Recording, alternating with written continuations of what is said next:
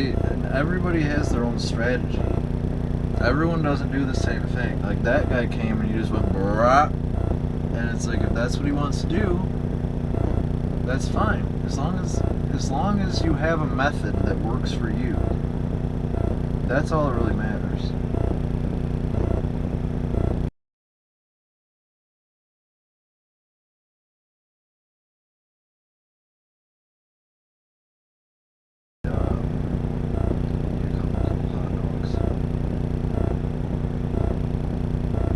Yeah, see, like, you got that. You would have got that, and you left too much bend in it. See, though, it's so much easier. It's so much easier when you're watching. When you're watching somebody back, you can tell exactly what they need to do. And then when you're doing it yourself, you can't.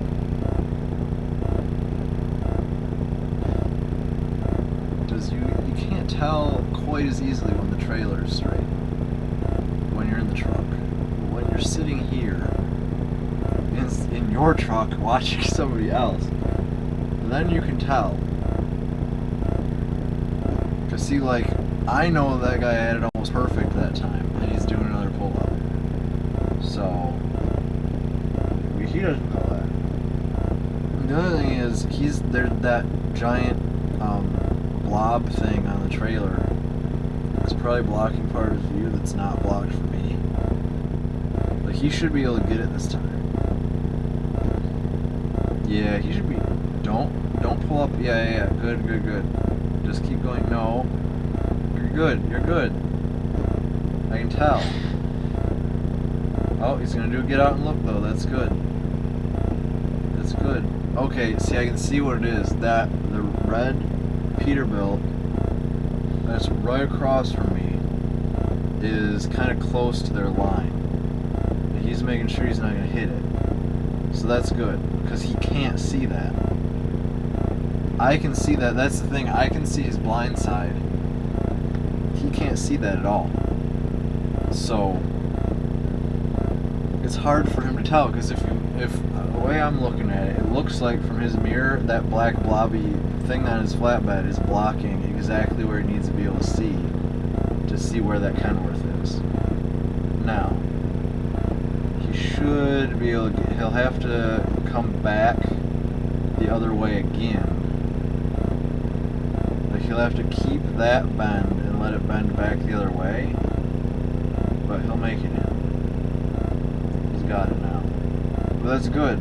It's better to get out and look than to just guess, because then you hit somebody. And that's 12 points on your CSA score. And then you get fired. Or,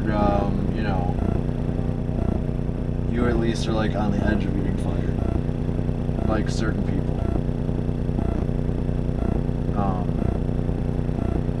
And it takes it a year for that to go away. Yeah. So it's a lot better to get out and look, even if it's like negative 10 degrees with 50-mile-an-hour wind gusts. Get out, look, see what's around. Because you don't even, it's not just checking the trucks either. You gotta look, like, what is in the spot you're backing into? Is there, like, debris? Is there, like, is somebody's, like, one of the yards that I delivered to, the one, the Miller Coors place in Ohio. The trailers there were pretty tight. I think I probably had less than a foot on each side of mine when I backed it in there. And the person next to me on my blind side left their landing gear out. And I didn't hit it, but it was there. And I didn't see it. And it was sticking out where, I don't know, I guess I could have maybe hit it with the bumper or something, or the tandems. Like, the trailer wouldn't have hit it, because obviously the landing gear crank, I think I was saying landing gear, the landing gear crank, it was sticking out, but it was in the, like, it was the down portion of the rotation.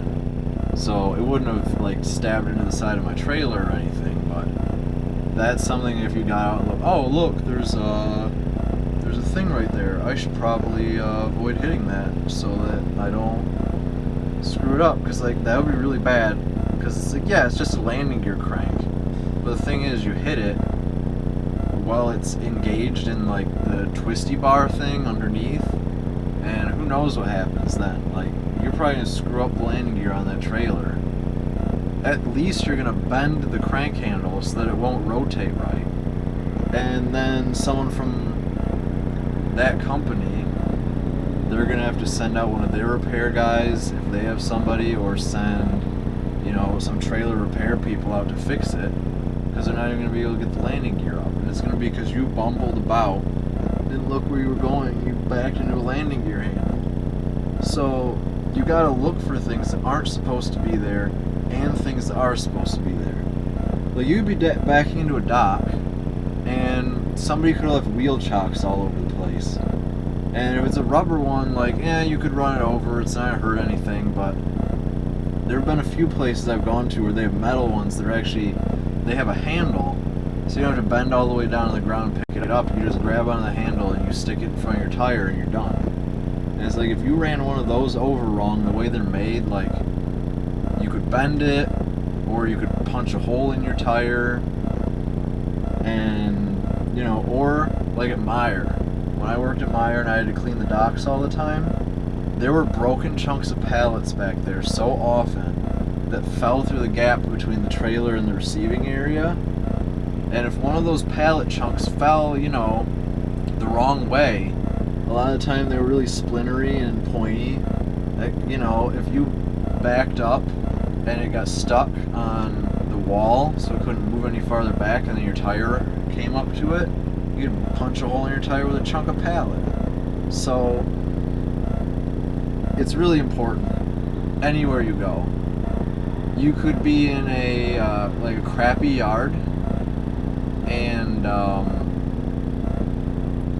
maybe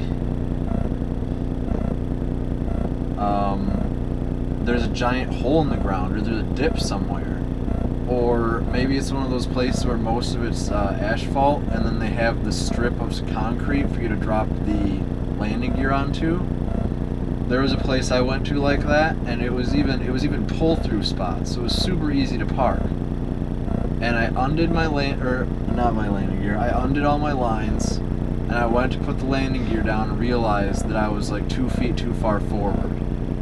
So I had to reconnect the airlines so that the brakes would release, and then back up 2 feet, and then disconnect the airlines and stuff again. So I wasted, you know, a couple minutes doing that. And, you know, two or 3 minutes isn't a big deal, but it adds up.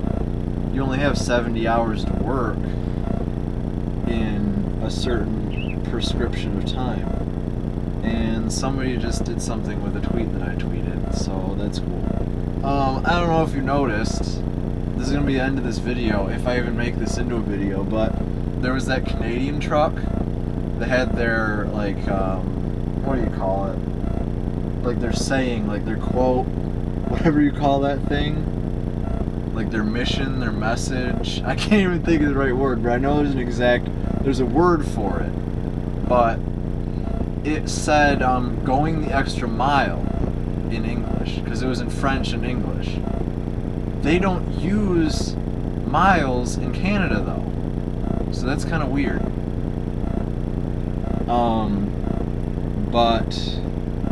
So that's interesting, going the extra mile.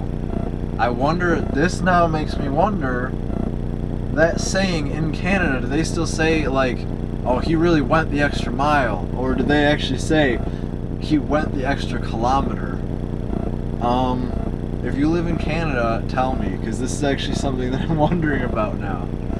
That's very interesting. I don't know. It could be they say the extra kilometer, or maybe that's what it is that it's a saying that's like so used that it's kind of like a global way of saying it, even though miles aren't used everywhere, that they still say going the extra mile instead of going the extra kilometer.